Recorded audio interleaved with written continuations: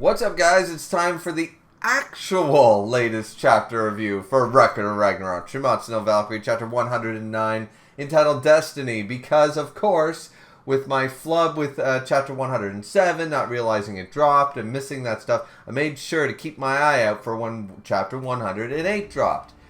And somehow missed the fact that it was a double whammy, and we got chapter 108 and 109 dropped at the same time. So I just read 108 and said, yay, I'm all caught up. Not realizing that 109 also dropped until a couple days later, and now here we are. So, the actual latest review, which somehow still managed to be late, chapter 109. Couple of really cool things happening in this chapter. Now, depending on the way the mangaka is going to write it, we're going to wait and see. We get a little name drop that we haven't heard for a while since Beelzebub was actually in the picture and stuff like that. First and foremost, I am not disappointed in the idea that these archangel-like wings are the two ravens. I really like that. I did not see that coming. I was like, the aura of God, hallelujah, is coming down with righteousness and all these big, glorious angel-like wings, right? And then immediately, as he bows down on everyone and the spiritual pressure is just getting to everybody, he comes down upon, and we get the symbolism and the people praying to him, Odin, Odin, Odin, and stuff, and it's absolutely glorious until we finally see, as I said, they're talking about all the different names he's had, which will be relevant for the end of the chapter. He's got many names, over hundreds of names and titles. He's the High One, the All-Father, Odin, the Great One, the Hooded One, the Wise One, the Terrible One, the God of Ruins, the King, so many names, his, all about his, six-legged horse, or his eight-legged horse, his spear, that has never failed to defeat a foe, all this craziness. And then when he finally touches down, as I say, the angel wings sort of retract into him, and out from the back do the two ravens appear. They were like sort of sideways, like allowing him flight, and they were the ones sort of flying in that regard. I like that because I did not expect it, and once again, Odin proper is not like, angel wings are much more associated with things like Christianity and such. So I like the idea here that, not that angel wings cannot be in other forms, but it's like, okay, Odin having wings, like, it's a cool design, but it doesn't really fit the typical Odin type character. The ravens becoming his flight source, becoming his wings, and being so majestic in their way, I just really enjoyed the symbolism of that. I enjoyed the transformation. I thought that was the coolest part of the chapter. That being said, the chapter is relatively short because it's mostly, I'm already halfway through, just talking about the fact that Odin comes down, people pray to him, and it's like, Odin's the guy. That's pretty much the 3/4 of the chapter. That's, at the very bare minimum, that's half the chapter. It's pretty epic. The art's really good, but it's a huge introduction chapter, right? So chapter 108 was Kentoki, and now it's Odin's turn sort of idea. These chapters, no wonder they're released together, because it's like, okay, we're going to spend a chapter talking about Kentoki and having his faith like one more win, man. You defeat him, the main bad guy, we all go home, humanity wins Ragnarok, humanity is saved, blah, blah. It's all down to this sort of idea. We got that feeling. Then Odin, of course, comes in at the final page with his presence.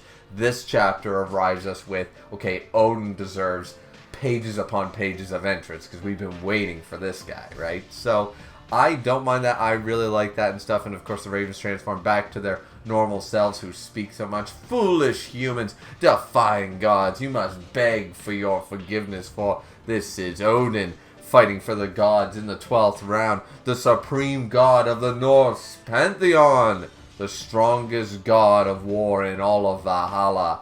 And boom, he seemingly throws his cloak off, his eye patch dissolves on its own, revealing his other eye, transforms into like young, sexy Hades like Odin. You know what I mean? Like, that's the idea. Like, he looks like he's now, instead of being this old man sort of idea like Zeus and his original form and things like that, he's turned into like a really stellar, like a 44-year-old.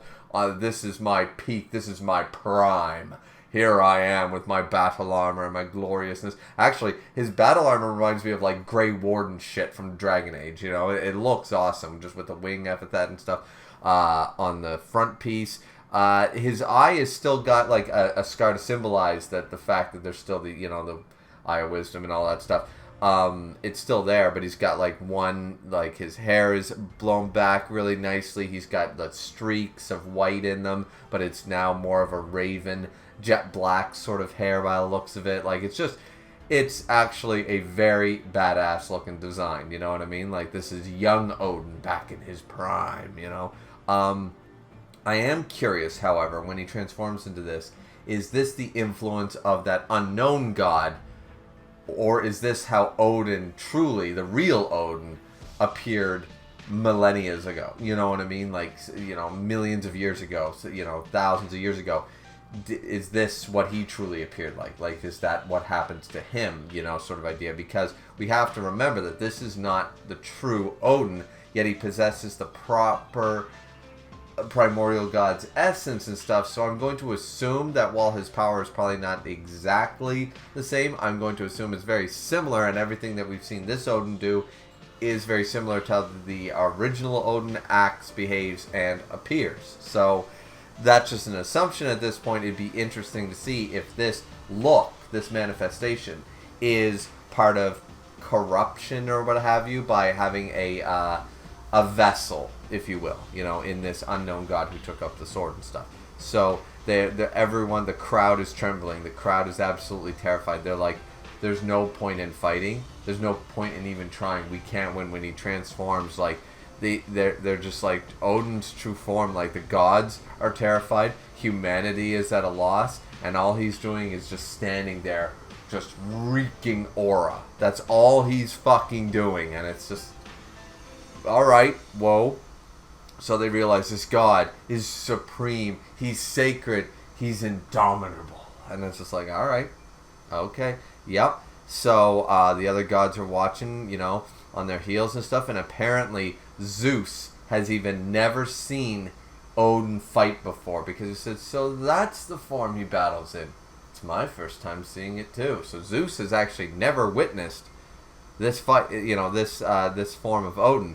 And they're facing each other down. Kentoki looks a little more perturbed than before. However, he strikes up a battle pose. He's ready to fight. Odin acknowledges this, but also sort of goes, really? You're the one. There's 3 fighters left, and it's you.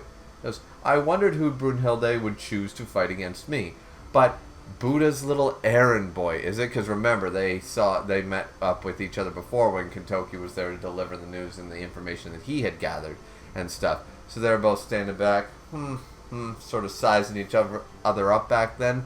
And here he's like, but you, really, to defeat me, you're her bet. Well then, why don't you come at me and show me your so-called strength, hero, sort of. And I'm just like, okay, he's already talking smack, so he's got to pull some stunt out. So, because Kentoki doesn't seem perturbed by this, he starts smirking. He goes, so, supreme god of the Norse pantheon, eh? That really is quite an overblown nickname you have. And he's like, what? It's like, well, wait a minute now. He is the supreme god of the Norse pantheon. Thor could probably give him a run for his money, but the argument still stands. Kentoki seems to recognize that this is not the real Odin, because he's like, the supreme god of the Norse pantheon, huh? That's a pretty overblown nickname. Calling it a nickname. Once again, I don't know if this is a translation thing, but this is implying like, oh, that's quite a title that you've given yourself, or, in that regard, because he knows he's not the real Odin. This is where we get down to the naming scheme at the end of the chapter, because upon his hand is the infinity sign. Or, well, it's not the infinity sign because that's circular. This one is, of course, the one with the squares, like a Dwarven rune or a Norse rune and stuff. And it's the sign on Kentoki's hand. It's the sign of the will of Golnir.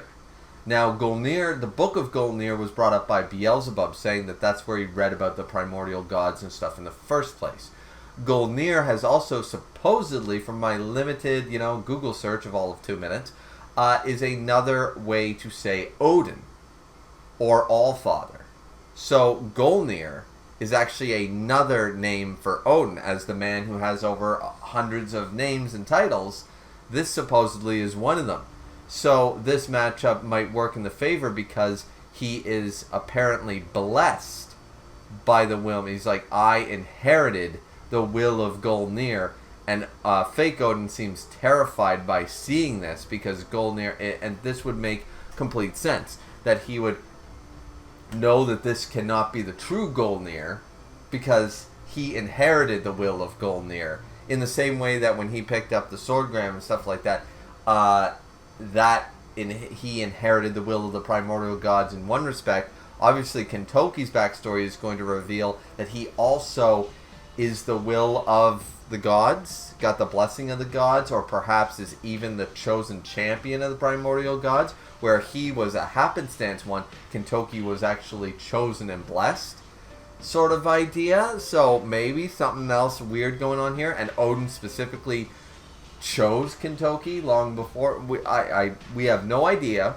We have no actual idea how this went down, if Golnir truly means Odin. But it would make sense, given they bring up the fact that he has multiple names, multiple titles.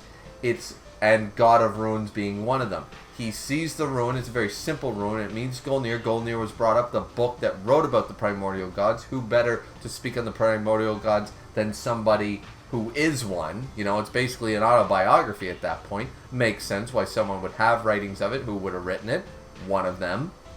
So he holds it up. It starts shining, and he's like, that symbol and that rune. And he seems to be quite terrified. His other eye is starting to like crack and stuff like that with just sheer like energy, and he seems quite fearful and shocked.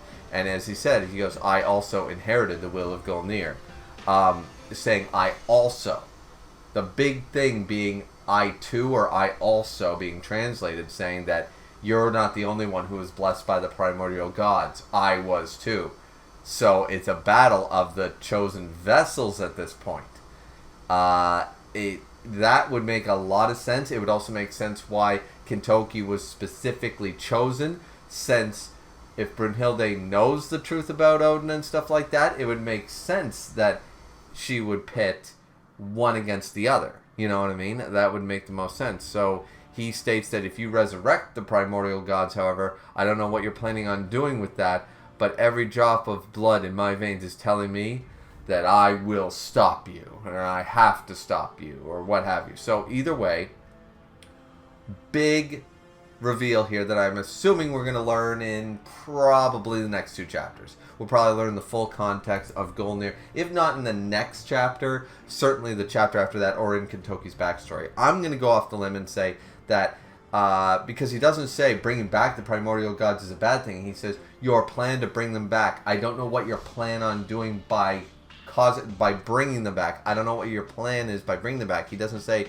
you shouldn't do that, or if that's your plan, then I shall stop you. It seems to me that perhaps the primordial gods, this is another take on them, perhaps, or something. So could there be something more at play here? Some greater work? You know, like we didn't get the full story on everything about the primordial gods.